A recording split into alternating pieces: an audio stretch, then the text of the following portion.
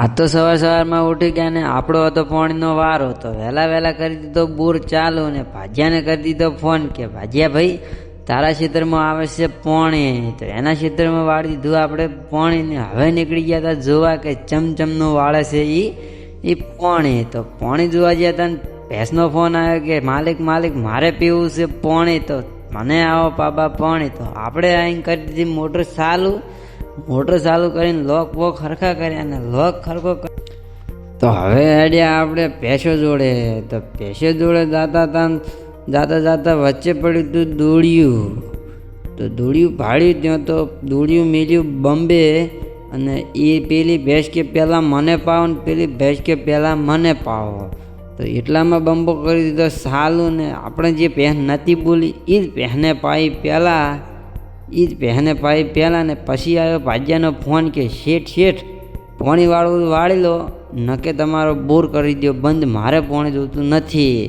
તો આપણે જ્યાં પોણી વાળી દીધું આપણા ખેતરમાં. તો પોણી વાળીને આપણે 2-3 ચારા મૂકી અને વિચાર હતો કે હવે સૂઈ જવું છે. નેટ આવીને બેઠા ખાટલામાં અને ફોન આવ્યો ફ્લિપકાર્ટવાળાનો, ભાયા કે તારું એડ્રેસ આવે. મૂકું એડ્રેસ તો ના આલું મારું.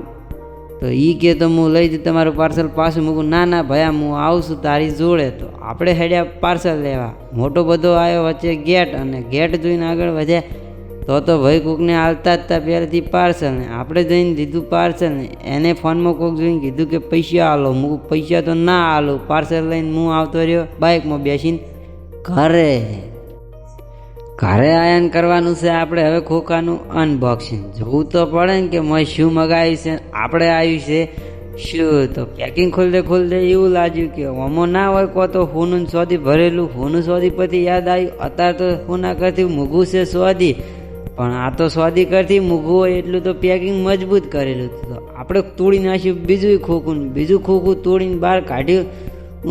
તાણ તો માંથી નેહર્યા 2 ડબુડો.